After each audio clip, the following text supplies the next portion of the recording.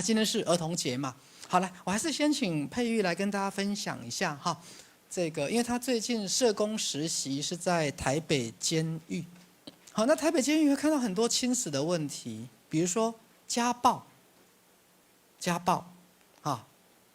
或是很多家庭的冲突。来，从你在台北监狱实习看到这些家庭暴力的部分，你觉得到底亲子问题出现了什么状况？来说说看。冲突那当然会到监狱里面，但是那个冲突已经是大到需要司法国家来介入了嘛，哈。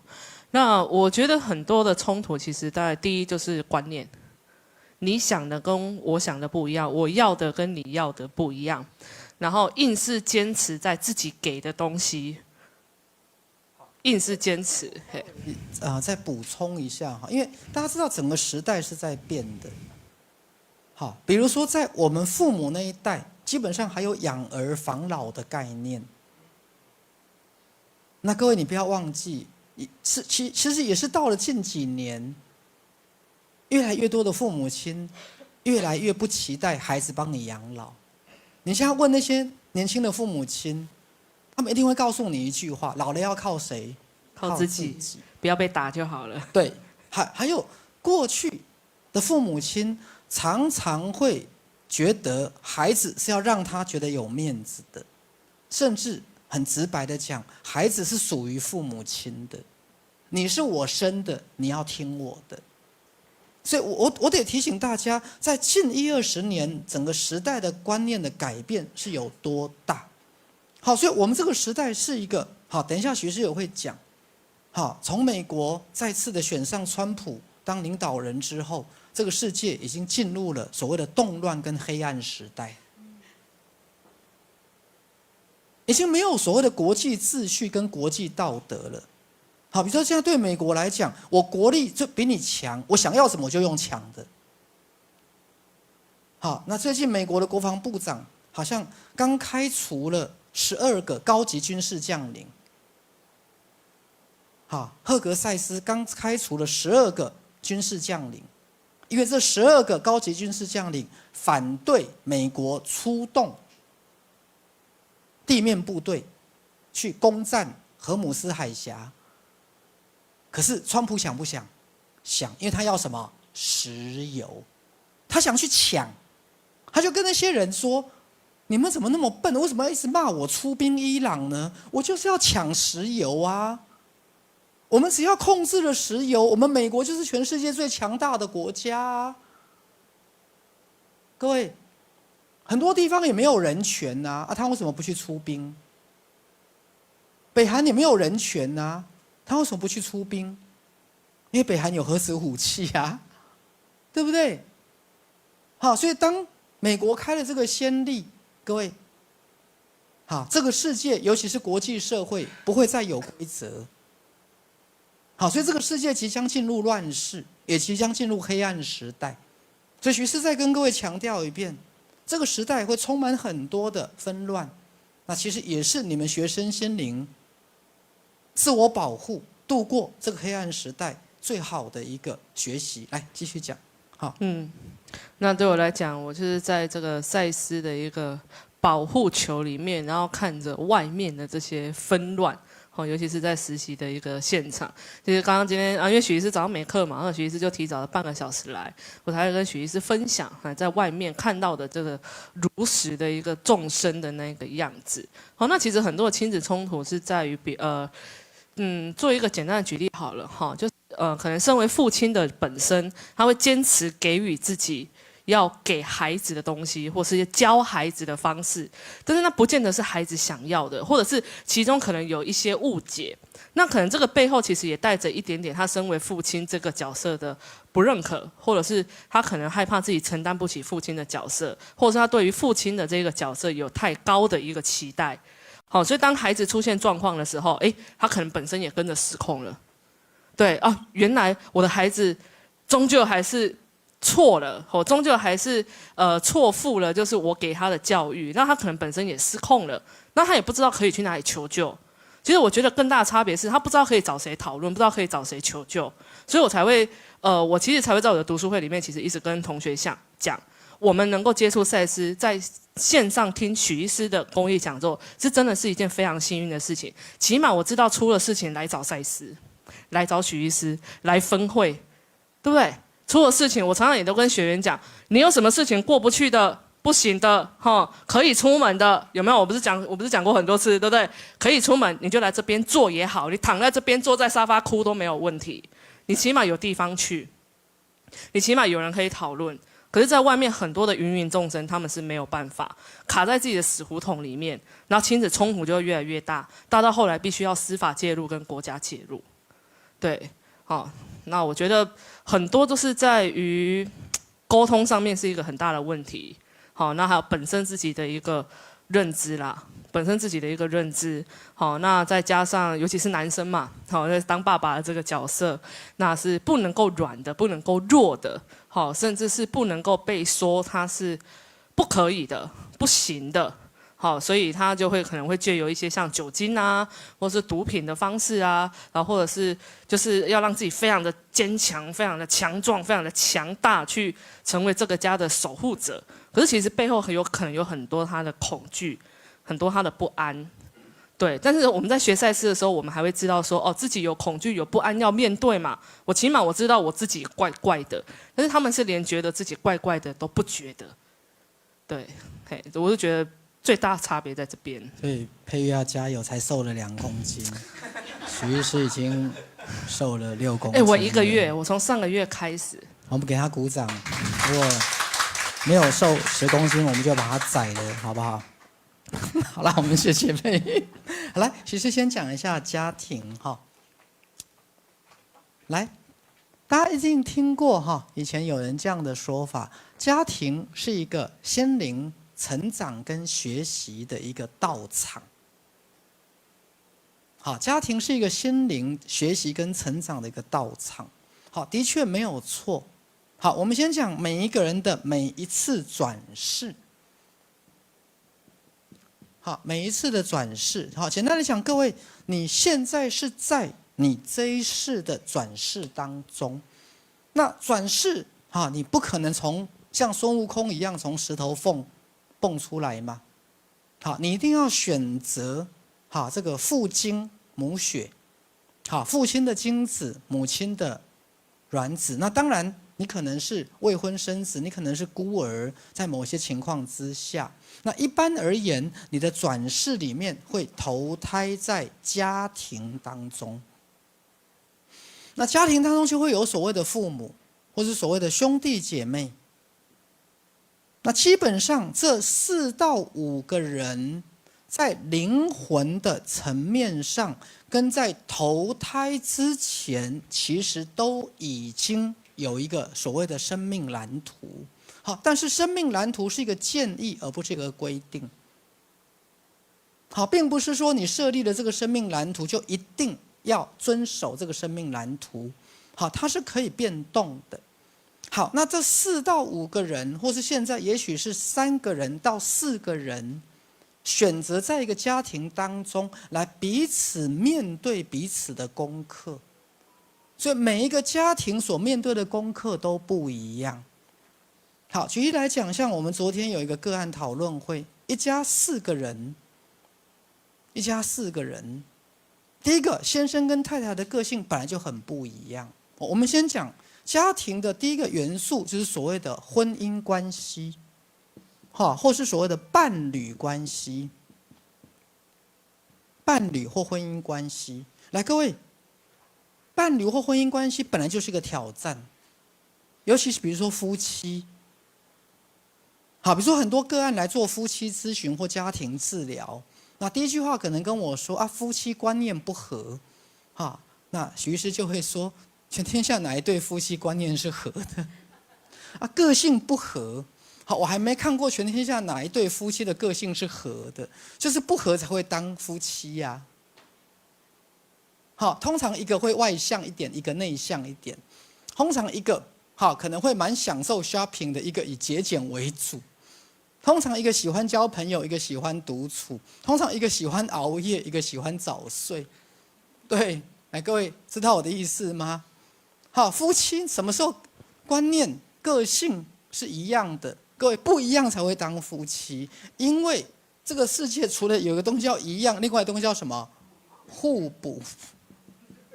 一样当然是不一样嘛，谢谢你哦，那个邵伟同学。好，一个东西叫一样，一个东西叫不一样，东西叫互补。所以婚姻常常是建立在互补的基础。好，一个觉得孩子要有规矩，一个觉得孩子自然快乐就好，一个觉得应该要送去私立学校，让老师盯着才会进步，一个就是说公立学校要念不念自己开心就好。来，是不是？来，所以各位，你去回溯你的家庭，或回溯自己所处的婚姻，大概都逃不了这个定律。所以，通常婚姻是由互补的两个人所形成的概念。那亲子当然也是啊，亲子当然也是。可是这本身它就是一个能量完形，它就是一个学习的功课。那当然，这世界有这么多的家庭，比如说像刚讲佩玉遇到的，都已经到的法律的层次了，到司法的介入，甚至是家庭保护法的一个介入了。好，举例而言，像那天许是一个门诊的个案来看我，好，他说他刚刚叫了警察，把他儿子刚送进精神病院。好，因为儿子好最近不吃药发病了。好，那发病其实还好，但是这个儿子发病的时候，好会有严重的暴力倾向。好，是会把父母亲打到骨折住院的。所以许医师就不断的交代他，当儿子开始出现失控，好，甚至开始要有暴力，要行为出现的时候，一定，好，直接叫这个119，好，直接叫119，对，好，直接送有住院的精神科急诊。第一个目的很简单，保护父母不要被儿子打死。第二个，保护你的儿子不要成为杀人凶手。是啊，那这样的家庭，其实第一个，好，我还是要讲，好，我们赛斯心法讲，好，当我们好，比如说在心理学上，我们想帮助个家庭或帮助一个个案，可是，在我们帮助之前，我们有没有先问一个问题：今天这个现状，它为什么会形成？比如说，你想改变一个人，你有没有先问一个问题：这个人是怎么变成今天这个人的？比如说，我们想帮助这个亲子关系，或帮助这个家庭。当然，我们知道家庭有暴力是不对的，小孩打父母是不对的，那父母有暴力打小孩，当然也是不对的，各位。但是，我们有没有问一个问题？这个现状是怎么形成的？那当我们在探讨这个现状如何形成的，并不是把这件事情合理化。比如说，任何的家庭，其中可能涉及了前世因果。各位，好，任何一个家庭可能涉及前世因果，那也可能涉及了所谓的出生前的蓝图。比如刚提到这4到5个人，在出生前彼此就已经安排好要成为亲人，成为父子，成为兄弟，叫出生前的蓝图。那么到底这个出生前的蓝图是什么？来，我先回到我们赛斯心法的基本概念。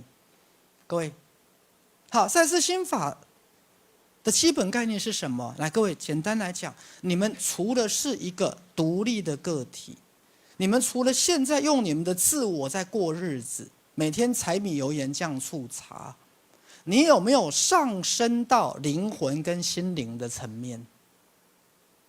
你为什么来投胎？你为什么要进入这个家庭？你为什么选择这2个人来当你的爸爸妈妈？你为什么会选择了一个哥哥后来出家当了和尚？我在讲我自己。各位，你为什么会选择当这个家的老幺或老大？你为什么这一世选择要出生为一个儿子或女儿，或是出生为一个独生子女？或为什么会有一个哥哥不负责任又酗酒又抽烟？来，各位，这些东西在我们的自我层面都没有答案，可是灵魂层面有没有？有。来，我再提到赛斯心法的学习、成长跟解脱。各位，你除了从自我层面来看你的家庭，来看所有你的委屈不安，你有没有上升到刚徐师讲的灵魂层面或心灵层面？你为什么要进入这个家？来，徐师在讲更深入一点了。好，你的目的是什么？你的意图是什么？意图就是你到底想干什么？你为什么选择这两个人当你的爸爸妈妈？好，你的意图是什么？你的目的是什么？然后你的意义是什么？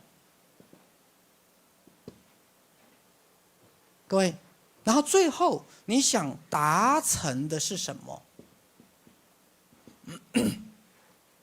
对，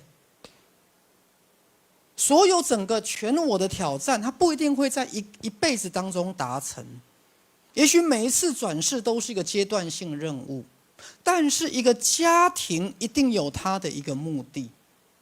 各位，所以你们常常要问，你们这个家庭，它的目的跟意义是什么？来，举例来讲，最近我突然有个冲动，大家知道，我妈妈是在去年11月往生的嘛。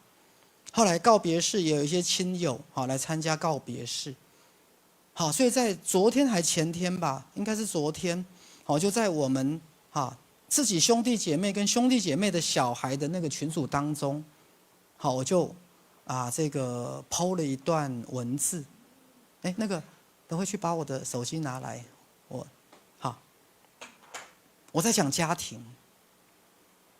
好，那徐师稍微解释一下我的家庭。大家知道我父母都已经离开了嘛？好，爸爸是在12年前了。好，妈妈是在去年11月。好，那徐师没有小孩，所以那天我才跟我太太说，徐师现在这一辈子唯一的直接责任，就是我太太了。就是我太太了，还有基金会了对。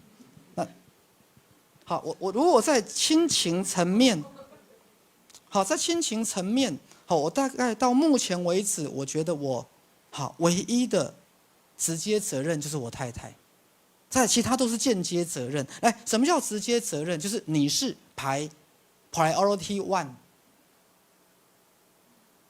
比如说对我太太来讲，我是不是她排第一的这个负责任的人？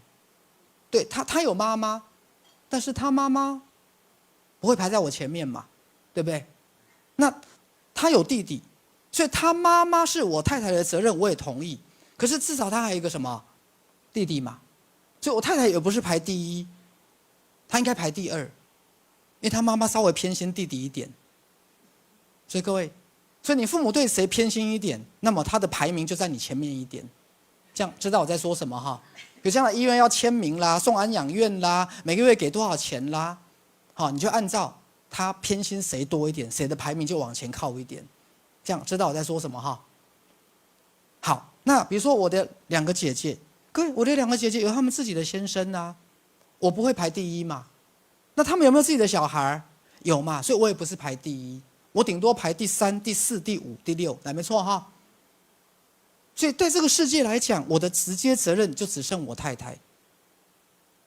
可是因为我比较是这个家的付出者，所以他欠我比较多，所以我又没有那么大的一个责任的概念。对我来讲，这一辈子到目前为止，应该是最轻松自在的时候。最轻松自在的时候。我的意思是说，各位你们怎么去看你们的家庭结构？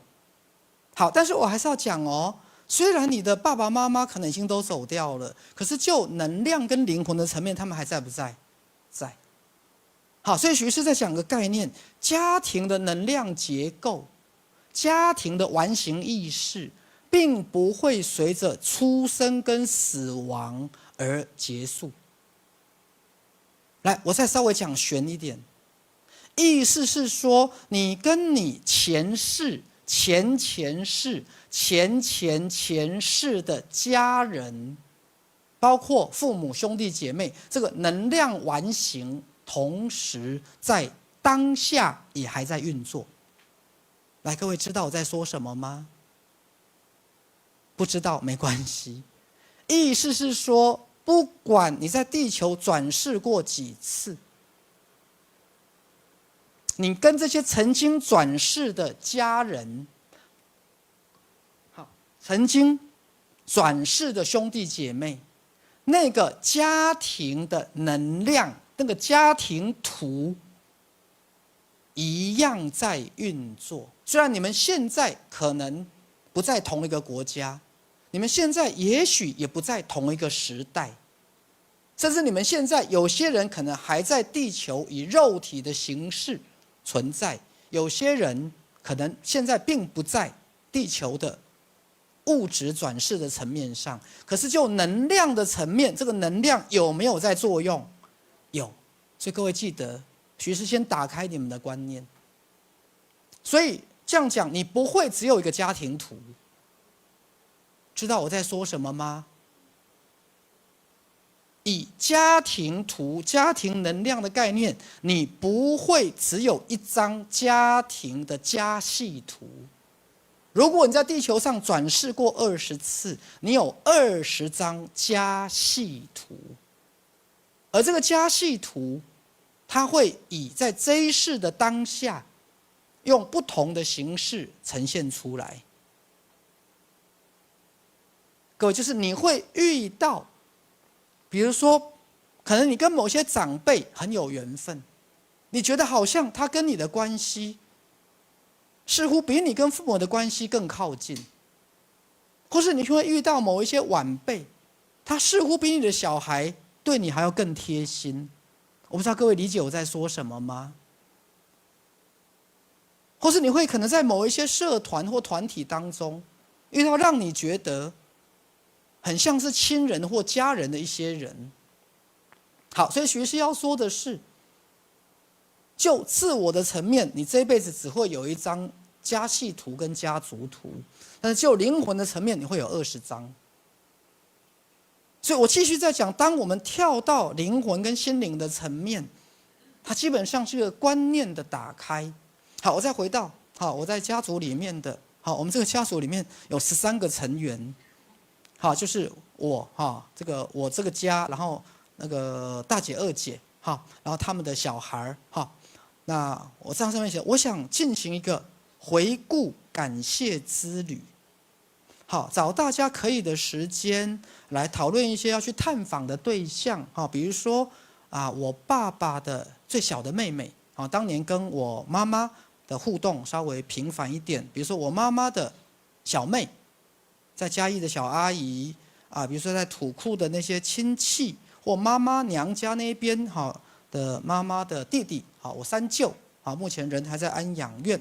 那我就问大家还有没有哪些人选？比如说哪几个堂哥啦，哪几个姑姑啦，有哪一些跟父母当年稍微走得比较近的那些亲友，我们大家兄弟姐妹来安排时间去做一个探访之旅。好，那我就问大家的意见。好，当然还有另外一个想法比如说看哪一个晚辈或哪一个兄弟姐妹比如说如果有一个新家装潢好了，也可以邀那些亲友来热闹一下，然后准备一些小礼物送给他们，请他们吃个饭。好，那为什么我会有这个有趣的想法其实也是在似乎想完成一些当年父母没有完成的一些过程。对，它比较像是一种另类的告别式。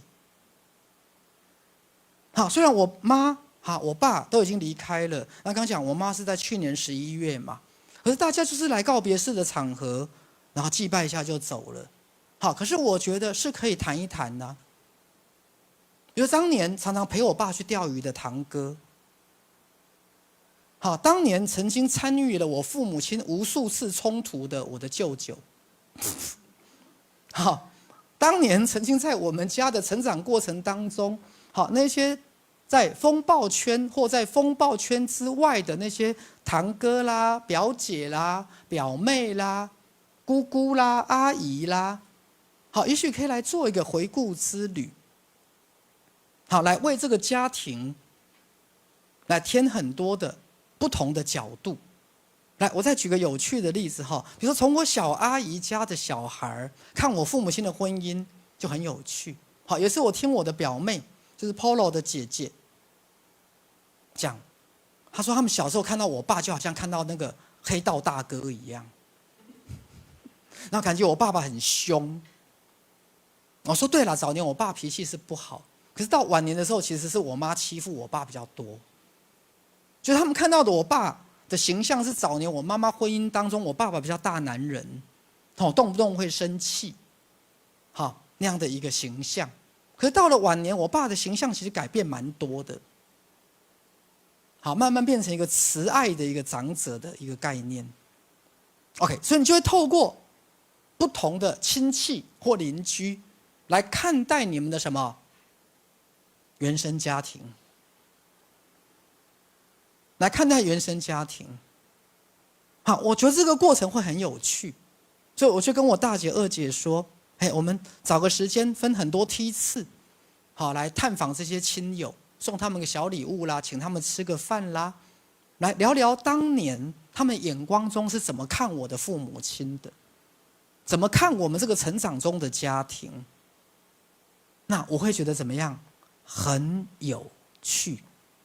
好，我记得那时候在我爸爸的告别式上面，好，我记得不知道哪一个堂哥或堂弟讲了一段话很有趣。他说：“亲戚有时候平常还是要走动一下，不然永远都只有在告别式上才会看到彼此啊。那下次见面就是在另外一个人的告别式上面才会看到彼此啊，就永远见到彼此的机会都是在告别式的场合上，对不对？啊，而且未来。”告别式会越来越没有人参加。你们想说现在的年轻人、现在的小孩，如果他们告别式，谁会来参加？不会了，不会了。好，甚至未来搞不好灵骨塔都会被淘汰。对，也没有人会去再祭拜灵骨塔了，甚至未来都不会有人去扫墓了，都不会有人去扫墓了。所以各位有没有发现，时代在一个很重要的变化？是包含连这个时代的亲子关系跟家庭，都有了全然不同的意义跟结构。对，就像刚才佩玉提到的，早年的家庭可能，父母养小孩是为了养儿防老，那父母总是把他认为对的交给他的孩子。可是各位，你有没有发现这几年整个时代在改变？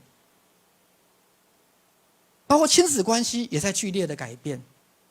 包括在我们这一代，来，我再讲个最简单的例子，在我这一代之前，媳妇孝顺公婆是天经地义。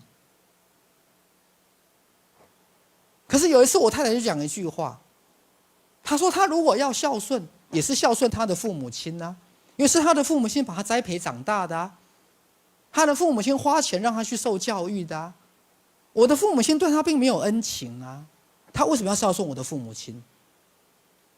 我的父母亲是对我太太很好吗？把她栽培长大吗？有在人家身上花1毛钱吗？有吗？没有啊。那我太太为什么要孝顺我父母亲？凭她跟我结婚吗？那万一我对她不好呢？那万一我的收入比她少呢？各位，你明白在说什么吗？万一我们有小孩，他又要照顾这个家，照顾这个小孩，他凭什么要照顾我的父母亲？他凭什么要当个孝顺的媳妇儿？他凭什么？来，各位，这在以前古代就是大逆不道了哦。可是，在现代，来，许是说的对不对？你现在你的儿子去交女朋友，你跟那个女朋友说你要孝顺公婆哦，来，有没有人会接受？不会。他说他要孝顺也是孝顺他的父母亲，怎么会有孝顺婆婆、听婆婆的话这件事呢？各位，你儿子是有多优秀吗？你儿子是有对人家多好吗？啊，各位明白徐师的比喻了哈？所以这整个时代，来有没有剧烈的变化？有哦，有哦。好，当然我太太后来是有扮演媳妇的角色。好，我父母的很多部分她都有在协助处理，可是那是因为，好，我是这个家的主要的，好收入来源，各位明白我的意思？好，所以我太太不是因为她是媳妇，所以她去孝顺我的父母亲，或去照顾我的父母亲，不是，是因为什么？因为我很忙，所以她是代替我去照顾我的父母亲，不是因为她是媳妇。是因为我对他的付出，我对这个家尽的责任，所以不是因为他是媳妇这个角色。各位明白徐师这个比喻？对，好，所以我要讲的是整个家庭结构正在起一个很革命性的变化。这也是为什么我们现在这个时代的家庭当中会有这么多的错综复杂的现象。对，但是徐师先要讲重点。过去2、3千年来，简单讲，所有的家庭结构是遵循着一个社会的传统意义：父慈子孝，兄友弟恭，哎，对不对？甚至君君臣臣，父父子子，对不对？来，比如说我们那天的个案讨论会，来，许师就讲一个最白话的：当一个爸爸开始沿用他的爸爸对待他的方式去要求他的小孩。来，各位，请问会成功还失败？您试看卖就好。好，你看恁老爸老母安怎对你要求，你就用同款的方式去对你的囡仔要求。各位，你就知道你怎么失败的。或是我再讲个白话，当年你是个媳妇儿，对不对？比如说我妈妈当年是个媳妇儿，她用她当年当媳妇儿的标准去要求她的媳妇儿，有用吗？人家鸟你吗？不鸟。所以我太太的宠物就是2只小鸟。因为养鸟就可以怎么样？不鸟。对 ，OK。所以你用你当年你是一个媳妇儿的角色来看你现在的媳妇儿或儿子的女朋友，你觉得管用吗？哎，所以我告诉大家，这就是一个精神错乱的时代。比如说，如果我以我当年我是一个儿子的角度来跟我爸爸互动。假设今天我有小孩，我要求我的孩子跟我一样，用跟我爸互动的方式来跟我互动，各位你觉得会行得通吗？行得通吗？所以我老实告诉各位，这就是一个精神错乱的时代，而且这个精神错乱，你会很质疑你没有错，但是你错在哪里？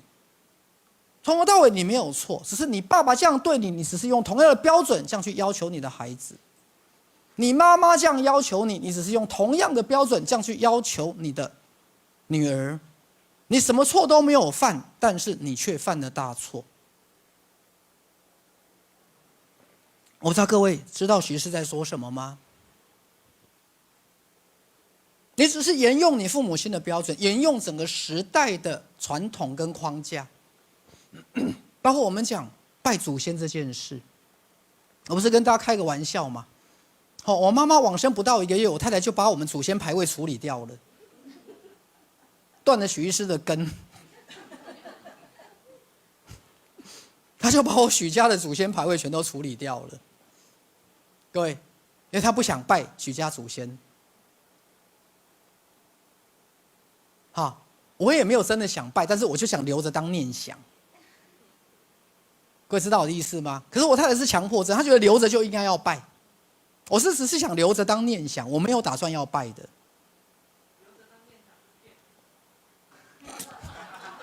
对我是事实，对他是骗人的啦。对，但他就把我处理掉了。各位，没有人要拜祖先。那以前我们会用那一套，谁愿意拜祖先，我把财产给他。各位，好，可是这个到了法庭上，法官也不采证。法官不会说谁愿意拜祖先谁可以得财产，没有，法律是平等的。各位，所以连拜祖先这个观念都在改变了，是不是？好，所以于是先讲一个有趣的概念，这是一个精神错乱的时代。你其实没有错，你只是按照你的父母亲的概念，当年你是一个媳妇儿，你想用同样的标准去要求你的媳妇儿，但是管不管用？不管用，而且你会死得很惨，你连自己错在哪里都不知道。是啊，说实话，我妈妈也曾经一度想用她当媳妇儿的标准来看待她的媳妇，可是管用吗？不管用。各位，我太太就躲得跟鬼一样，一溜烟就不见了。好，可是她又可以把事情处理得很好，那就让你找不到她的人。好，先讲个笑话。好，当年我结婚的时候，我还存在着一个幻想。有时候我不在台湾啊，出差啦，好3不5时，我太太会带我妈去买个菜啦，好牵个老太太去逛个街啦，各位一次都没有。好，您爸我，您北我，结婚19年一次都没有。我太太永远只有我出现在我妈面前，她才出现，她不会单独跟我妈2个人相处，不会，不会。各位几乎是0，除非是特别紧急情况，我出现她才出现。各位，可是以前在我妈那个时代的媳妇儿是老公不在，媳妇要在公婆旁边的，要随时在侧的，来，对不对？对，当年我也曾经存在过这个妄想，后来发现妄想是经不过现实的考验，因为最后没有人要鸟你，没有人要听你的。各位了解我的意思？好，所以我妈走了，其实我太太很高兴。好，那几天我看她眉飞色舞这样子，好，只是不敢表现出来。嘿，终于责任怎么样？所以她乘胜追击，把我许家的祖先也处理掉，有没有发现？有直播是吧？好，她乘胜追击，好，一不做二不休，好，把许家的祖先牌位都处理掉了。各位，就是赶尽杀绝的概念。好，就是活着我已经很累了，死了还要我拜祖先，门儿都没有。各位，门儿都没有，这样了解吗？好，所以我才讲家庭，我在讲家庭。来，其实再回到一个概念，如果我们把家庭跳脱自我的意识层面，假设我们从灵魂的轮回，从能量的层面，从心灵的层面来看各位的家庭，来，你们就要开始问一个问题。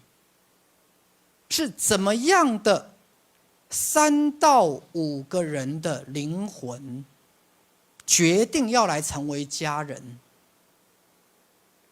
来，第一个问题，怎么样的3到5个人的灵魂决定要来成为家人？第二个问题是在这个3到5个人当中，每一个人的这一世的灵魂蓝图，跟这一世轮回的目的跟使命是什么？简单来讲，就是各位，你这一辈子从出生到死亡，你要干嘛？你想成就些什么？你这一趟来地球是要做什么？各位，好，比如说你出国旅游嘛，像我们今年年底要去纽西兰嘛。各位，去纽西兰就是看大山大水嘛，你不会跟我说你去纽西兰要去看美术馆、博物馆，不会吗？也是有啦，但是你，对，是啊，好，今天如果你到别的地方去，你看的就不一样了。那你这一趟来到地球，从你出生到死亡，你的灵魂的目的跟意图是干嘛？这是第一个问题。第二个，当你们成为家人之后，这个家庭有没有共同的一个目标跟任务？就是这些人3到6个人选择成为一个家庭，这个家庭的目的跟意义是什么？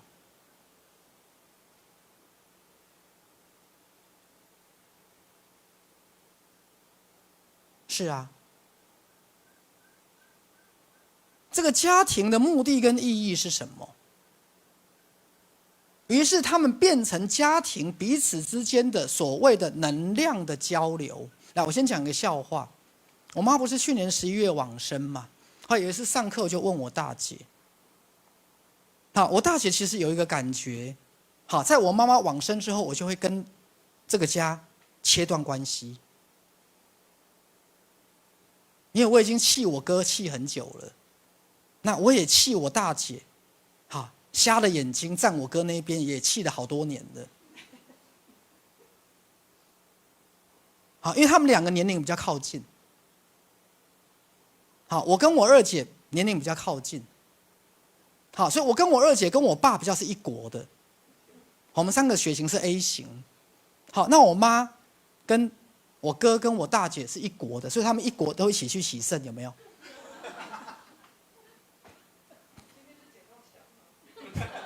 对，他们是一国的。好，所以我大姐本来心里面有一个小小的猜测。好，在我妈往生之后，我就会退出群体。好，其实她猜对一半而已。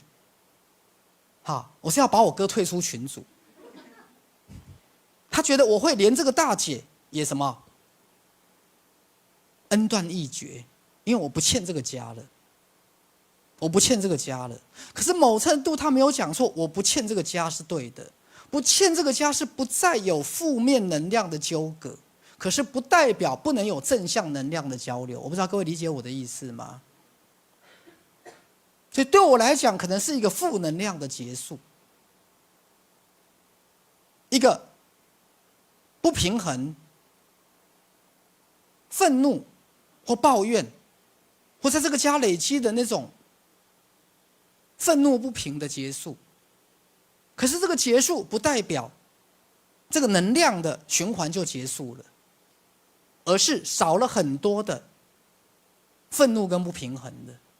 所以学士要讲的是，当你们每个人去回顾你们的原生家庭，你们怎么样用灵魂的角度来看待？你们这个家经历过哪些阶段，并且这个灵魂的蓝图到底要把你带往什么方向？来，各位，我再讲。来，记不记得刚刚许医师说过，每个人不是只有1张家系图，假设你有20张家系图。来，如果许医师这样说哈，你的每一次转世的父母跟兄弟姐妹，都会跟着你的下一次转世的兄弟姐妹一起学习跟成长，所以你这一世的经验会跟你的另外跟你的家人朋友的关系也会同时在变化。来，我再讲更深入一点，就是你这一世如果跟你的父母亲的关系变好了，你在每一次转世跟你父母亲的恩怨就会慢慢的化解掉。你在这一世化解掉你跟你的孩子的恩怨，那么你在每一次转世你跟孩子的恩怨就怎么样逐渐化解掉。你在这一世化解掉你跟兄弟姐妹之间的怨恨，那么同时你的20次转世你跟兄弟姐妹那些怨恨，你跟整个家族的怨恨都会怎么样慢慢的化解掉。来，各位鼓掌一下。所以这20张家系图它是同时能量在交流，包括你对你们家的怨跟恨。来，各位，你们看过很多的所谓的陆剧，所谓的古代的整个大家族，请问在古代一个大家族里面，爱恨情仇多不多？多啊。你去看那些古装剧，对，你看那些古装剧，比如说你妈妈可能是偏房，可能是丫鬟，你可能是丫鬟生的小孩。各位，那么你在这个大家族里面，有可能因为你的表现很杰出，所以你不断的遭受到不公平的对待。各位，或是你可能是庶子或小三或偏房的小孩，可是你爸爸可能移情别恋了。那孩子大部分心是向着妈妈，对不对？你看有多少的古装剧里面，最后是爸爸害死了妈妈。那请问你应该爱这个爸爸还是恨这个爸爸？来回答我这个问题。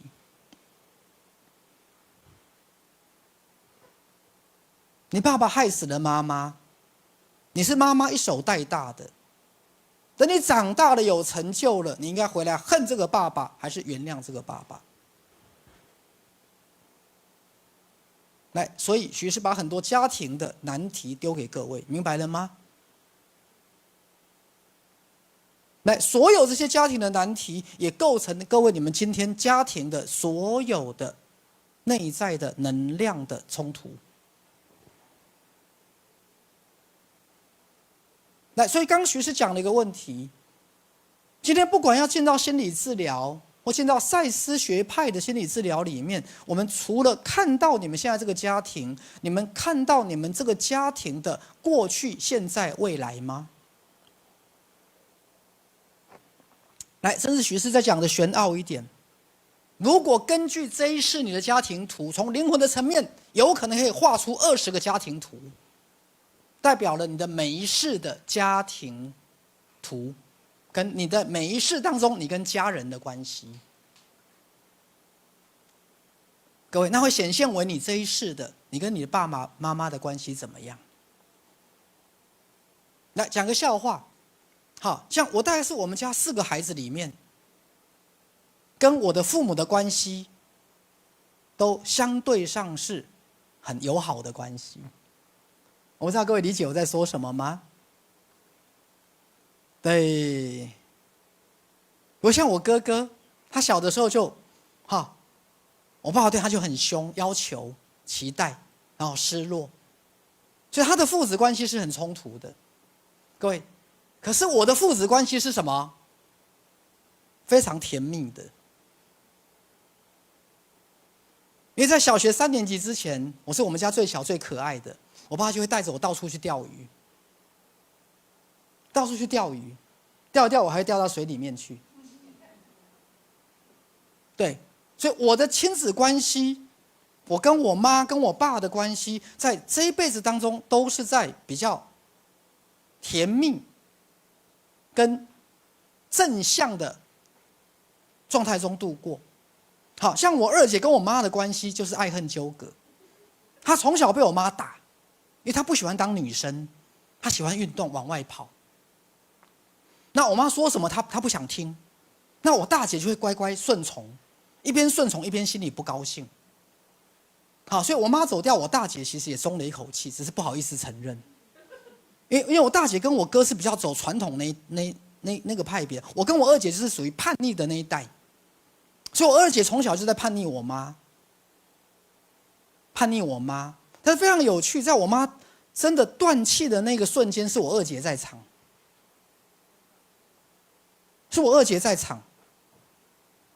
她跟我妈的缘分，这辈子的又爱又恨。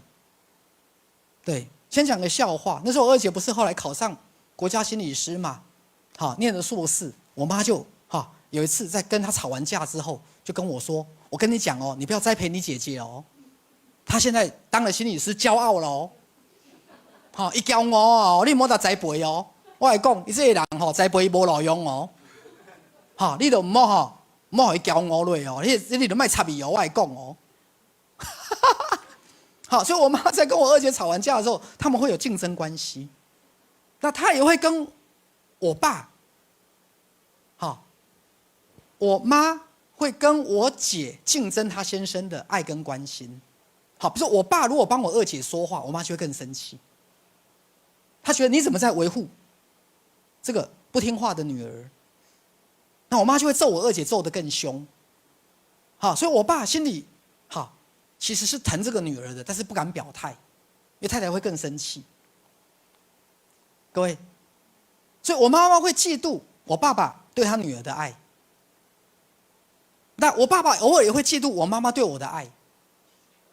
像我妈很疼我嘛，但是我爸爸就会讲得很酸呐。你干脆拿汤匙喂他就好了。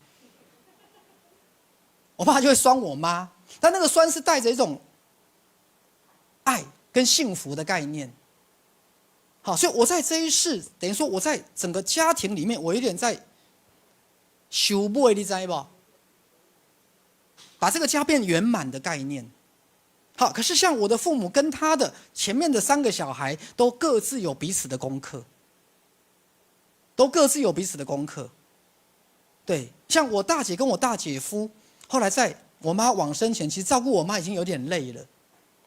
好，所以那时候我大姐夫有那个脚的神经有点病变，包括脚会麻，走路那时候不方便。各位，当然那是一种疾病，可是其中有没有一部分是他照顾我妈，照顾到后来怎么样？累了，尤其是我妈到后来很不讲理，好，听说会打电话给我大姐抱怨，一讲都讲好几个小时。那我大姐就会放在旁边一边做菜。好，可是我大姐的个性，她就不会挂电话。我二姐会直接挂电话，我二姐会甩门。好，所以我们家2个小孩比较能做自己的，像我跟我二姐有没有就会比较健康，比较压抑、比较顺从、比较传统的就比较容易生病。这样各位知道哈？好，所以一个家庭里面，来各位，来徐师再讲再更深一点，你们只是这一世以爸爸妈妈、兄弟姐妹的角色，事实上你们在别的家庭图里面是别的角色。就你妈妈可能是你的阿姨，你爸爸可能是你的叔叔或堂哥，我不知道各位知道我在说什么吗？如果用更传统的整个大家族的角度来看，各位，整个家庭图它会变成一个更大的一个范围，对，或是比如说夫妻，好，大家知道我举个例子，像约瑟的弟弟叫狄克，狄克这一世的太太是狄克在某一世他对门从小一起长大的玩伴，可是狄克在那一世在好像9岁就死掉了，所以那一世他们并没有后来长大的缘分。可在这一世后来他们结为什么？夫妻，结为夫妻。好，所以灵魂会在每一世当中去选择你要共同面对这一世成为家庭成员的目的。比如说可能有没有完成的缘分，比如说可能还有一种亏欠，所以你会发现在家庭里面总会有些孩子父母亲似乎对他特别的慈母多败儿嘛，对，因为你是在赎罪，某部分因为你过去转世的家庭图当中的亏欠跟愧疚感，于是在这一世你们成为亲人，所以你在满足你潜意识当中对他的一份什么亏欠。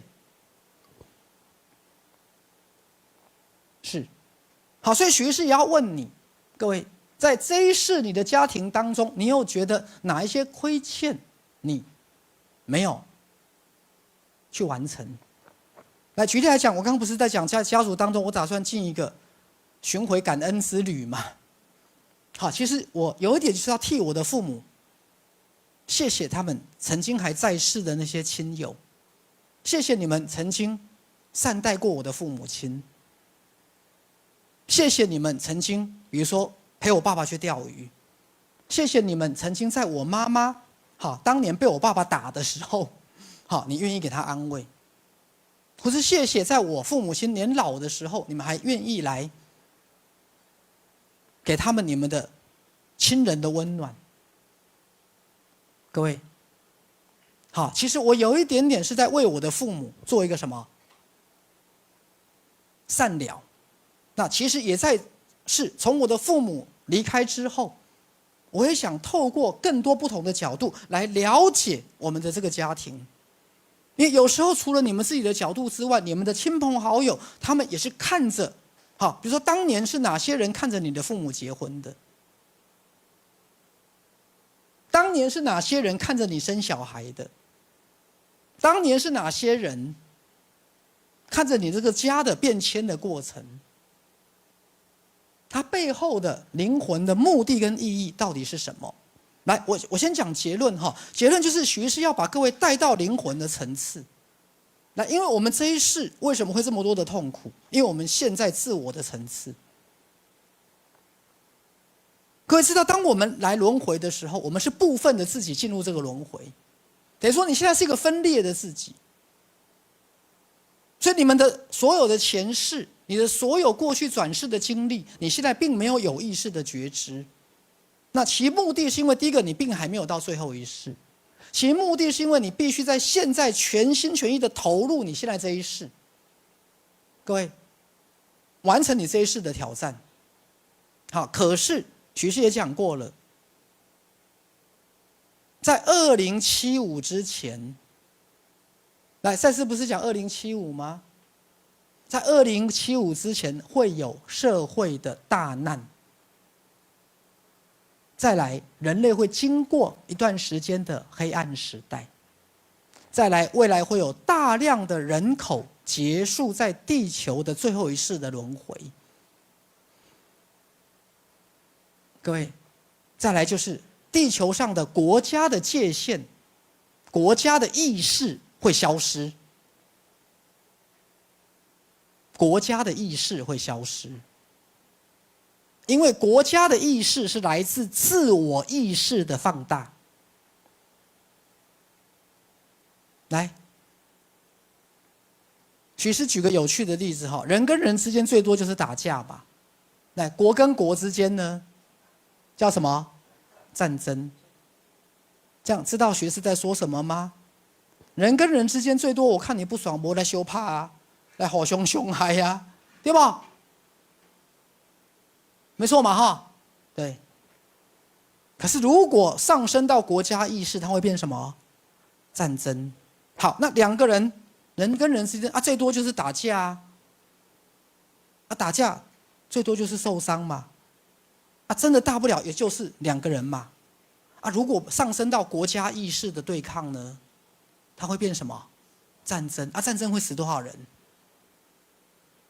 几百、几千、几十万、几百万、上千万，对不对？所以当自我意识的放大上升到国家意识的战争，它死的就是几千几万呐。各位这样明白我在说什么吗？因为国家意识就是自我意识的放大。对。好，徐师要讲心灵的概念了。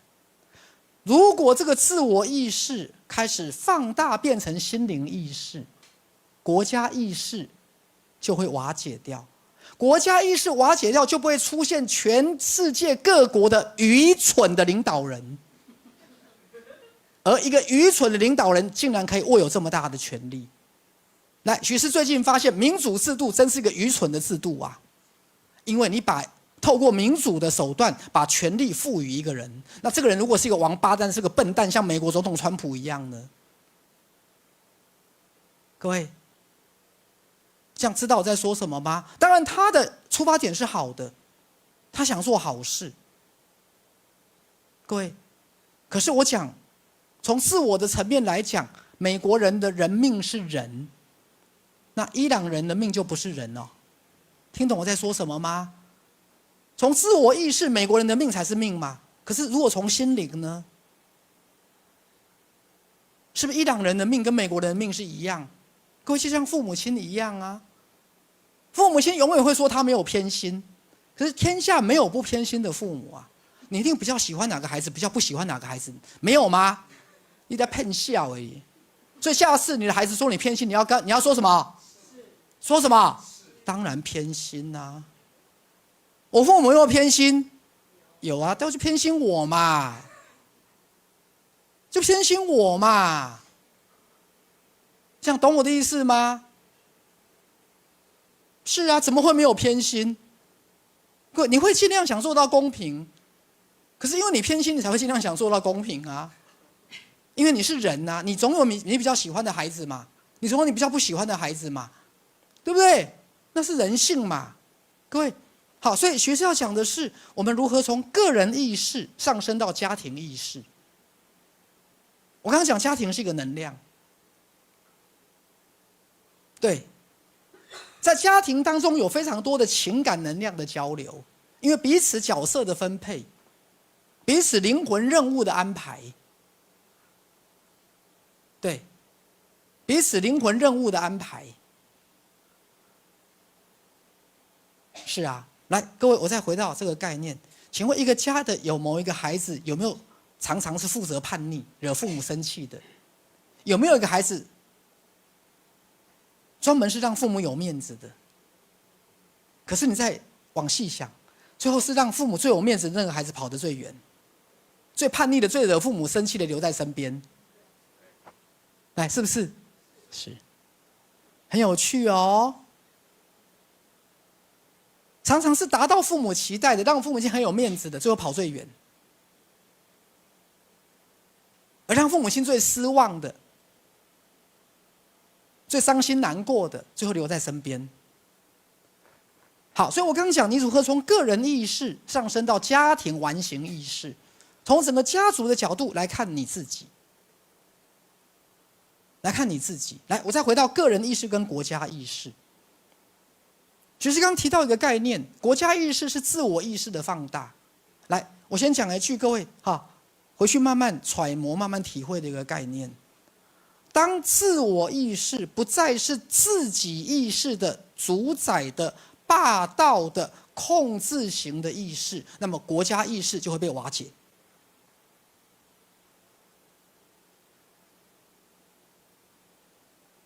各位。意识是当自我意识开始进入到心灵意识的时候，各位，当自我意识慢慢进入到心灵意识的时候，国家的意识就会瓦解。来，我开始回到讲民主制度，各位以为民主制度是很好的制度，可是现在发现问题了没有？民主制度是一人一票，最后把权力集中在少数人身上了，对不对？是啊，现在美国人发现问题所在了。很多美国人不想要美国跟伊朗发生战争啊，很多美国人不想要美国被以色列绑架，到处去打中东的国家啊。可是问题是他们没有决定权啊，决定权在哪一个笨蛋身上？川普啊，那凭什么要给他这个权利？听懂我在说什么？因为有国家意识。如果国家意识瓦解了，那么就不再有任何一个领导人拥有这么大的权力了。我不知道各位知道我在说什么了吗？就不再有任何一个领导人可以握有那么大的意识，一个人可以决定整个国家的走向。各位，而当国家意识瓦解的时候，来。以前的宗教是回到神权统治，明白了吗？神统治世界，可是这个神又变天主教会这个神经病，变成教宗。各位，来仔细听徐师现在要说的，因为我现在要说的就是到2075年之前，人类的世界发生的变化，就是当你的自我意识回到你的心灵。那么国家意识就会瓦解。当你的自我意识开悟了，回到它是心灵意识的一部分；当你的自我意识认清楚了它是灵魂这一世来地球出差、旅游、学习、考察兼玩耍的那个人了，这个自我意识就会明白了，原来它是心灵意识的一部分。各位，那么所谓的国家意识就会瓦解。所谓的外在的权威就会瓦解，一个国家不会把权力集中在少数的人身上。所以各位，美国现在的情况让大家觉得很讶异，不是只有集权国家领导人一个人说了算，民主国家也会。各位懂我在说什么哈？不是只有集权国家领导人一个人说了算。以前我们都觉得只有集权国家会嘛，可是你发现美国会不会？会，也出现了一个愚蠢的领导人，他说了算，他说了算。各位，好，那徐师再回到讲意识，我再回到家庭意识。来，我先讲我们家。好，我们家很有趣，从早年我爸爸妈妈结婚到有第一个孩子，通常是我爸说了算。到后来，当4个孩子长大的时候，开始参与了没有？来，我在讲婚姻跟媳妇儿，媳妇就是不是人的概念，媳妇就是外来者。通常一个家会起冲突、矛盾跟痛苦，都跟媳妇有关。各位，就是如果没有媳妇或没有女婿，这个家就会一团和乐。大家知道，徐师在讲一个笑话，因为媳妇进来了，你儿子就不完全是你儿子；女儿结婚了，女儿就不完全是你女儿，胳膊会往外弯。怎么给他踩吧？听过不？女儿结婚了，她的心就不一定向着父母亲了；儿子结婚了，他不一定听父母的了，他开始可能听他太太的了。那是权力结构的改变。所以当这个家进来了一个不同的角度，所以各位，婚姻是家庭当中非常有趣的一个现象。有趣在它会带来不同的角度，有趣是它会带来一个间隙，带来一个分化者，带来一个你儿子因为娶了太太，所以他变了，他不听你的话了。各位听懂了没有？所以你看很多古装剧，好，当儿子开始被那个女人左右了，就要把那个女人怎么样？杀掉。我儿子只能听我的，孩子是我生的，他只能听父母，他怎么可以听另外一个女人的呢？可是通常爱情会胜过亲情。各位听过私奔没有？听过离家出走没有？通常爱情会胜过亲情，所以我们是花多少的力气去阻止这个东西，去掌握这个东西。来，我再回到一个经典的一个戏剧的剧情，各位记得吗？当年这个三生三世十里桃花，十里桃花那个帝君是不能接受太子夜华爱上一个女人，他可以接受他跟另外一个女生发生性关系，他不能接受太子爱上另外一个人，因为爱代表你可能会不再听你父母的话。情感的觉醒，爱的觉醒，爱的觉醒跟情感的觉醒会妨碍到自我的权力结构，听懂了没有？各位，这就是人类接下来的觉醒。来，我刚讲了，美国有12个高级军事将领反对美国继续攻打伊朗，反对美国出动地面部队。可是他们被国防部长怎么样？开除。还有之前的美国的是不是国家安全局的局长在公开说，美国攻打伊朗违反了他的良心，违反他的良心，他辞职不干。各位，来，许是再回到家庭结构。家庭结构到底是一个权力的结构，谁听谁的，谁掌握谁，谁控制谁，还是因为一个能量跟爱的情感的觉醒？来，所以徐师常跟各位讲，在家庭当中，我不喜欢讲孝顺，我甚至是讨厌孝顺这2个字，因为孝顺代表压抑，代表忍耐，代表权力结构。听懂了没有？我讲的是什么？爱。爱是什么？平等尊重的。各位，不要跟我讲家庭伦理，伦理可能是你说的伦理，不是我的伦理。不要跟我讲家庭的孝顺，各位，你错我要顺你吗？传统的家庭结构就是你错了我也要顺你，因为你是父母亲，你是长辈。传统的家庭结构是长辈可以说错话，晚辈不能对长辈不尊敬。各位，可是徐氏很多个案的，甚至有些长辈是性骚扰小辈。请问这种长辈需要得到被尊敬吗？需要吗？不需要。各位，就回到人本身，人本身讲的是爱，讲的是情感，讲的是能量，而不是传统的框架。各位明白了没有？所以当人的自我意识上升到家庭意识，当人的自我意识回归到心灵意识的时候，这个世界的家庭结构、国家跟社会的结构会起根本的变化。来，各位，国家的意识会消失，国家的界限会消失，因为国跟国之间叫战争，而战争是所有罪恶的源头。人跟人情感出来都没有问题。各位明白了吗？对。所以徐氏从这个角度再回到你们的家庭，各位，再次讲过，当自我意识回归到心灵意识的时候，最大的改变单位就是家庭。家庭的权力结构会重新改变，包括男跟女，没有男尊女卑这件事的，没有男尊女卑，也没有父母亲一定是对的。相反的，整个家庭的能量会起来。好，来，徐师举个实际的例子。那天我们在讨论一个家庭的时候，这个家的老大是自闭儿，各位，然后爸爸其实希望这个老大是正常的小孩，是优秀的，是自我整理好的，是自我管理好的。可是请问这个小孩是吗？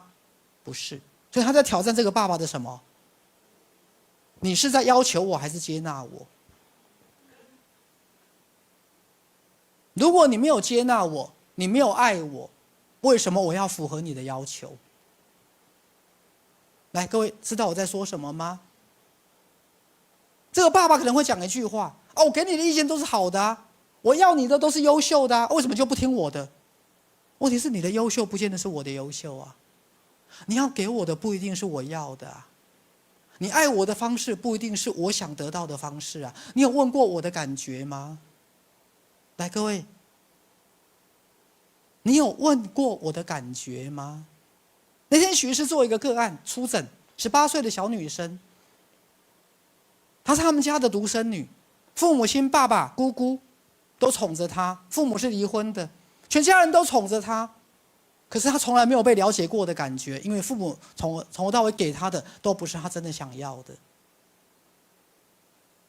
全家都对他很好，爷爷奶奶、姑姑，还有离婚的爸爸，还有妈妈，每个人都不知道拿他怎么办。他想要什么就给他什么，可是没有个人了解他的什么感受。来，各位，徐师要开始做结论了。通常在我们华人的家庭里面不讲感受，对不对？不讲感受。可是请问，最后对你们的所有的喜怒哀乐，对你们跟家人之间的互动，来感受重不重要？很重要。当你不觉得你的感受是被在乎，当你不觉得你的感受是被了解的，这个孩子行为怎么会好？他怎么可以愿意上学？各位了解吗？你只是要求他功课好，要求他表现好，要求他不要说谎。各位，我告诉各位，他就是做不到，他就是做不到功课好，他就是做不到去上学，他就是做不到所有你认为最简单的，你就会觉得怎么这么简单，你的都还做不到。我就是要你起床上学，写完功课。来，各位，对不起，他就是做不到。为什么？因为他的感受没有被了解，他的痛苦没有被看见，他的现状没有被接纳。来，各位知道我在说什么吗？而有多少人因为这样子开始去触犯法律，变成家暴，开始走上一个犯法的道路。那走上犯法道路的孩子又被贴上坏标签。各位，来，所以当徐师遇到过很多问题孩子的时候，我常会跟父母讲6个字：倾听、支持、鼓励。第二个，开始欣赏你的孩子。那家长就会跟我说：怎么欣赏？我说：欣赏他还在呼吸，欣赏他还活着。各位，欣赏他知道吗？拿掉你所有的自我，拿掉你所有觉得他应该是怎么样才是对的。所以徐师做非常多的亲子治疗，甚至儿童，甚至青少年。各位，我常会发现那些青少年和儿童常是臭着脸进来，最后是开心的走出去。因为我开始引导父母亲去了解这个孩子，去欣赏他，而不是把过去那一套你认为的行为标准拿来要求他，好不好？好，那我们今天的讲座就到这里。我们等一下3点半有我们的团体有个人的问题、家庭的问题想进一步来讨论的，等一下3点半参加我们的团体。好，谢谢大家。那等一下我们还有那个私人课。好3，还有我们的那个今年年底的纽西兰之旅，还几个？8个吗？只剩8个名额。好，那今年年底想跟许医师一起去纽西兰旅游的同学，好，赶快报名重塑。好，谢谢。好，我们谢谢许医师哈。我们的新书私人课3，标题是什么？知道吗？集结你们的力量，用创意改变失望的情绪。有没有觉得很感动？用创意改变失望的情绪。好，我们今天新书79折，2本75折，好不好？好，那新北快搬家了，赶快把书买回去。OK， 好，那我们下一次呢？5月份许医师在双北大型的公益讲座，就是5月3号。5月3号在中正纪念堂，5月3号在中正纪念堂早上，一样的时间。那我们新北一定要到场哦，我们新北一定要到场，好不好？好，那我们再次谢谢现场及线上的大家，谢谢。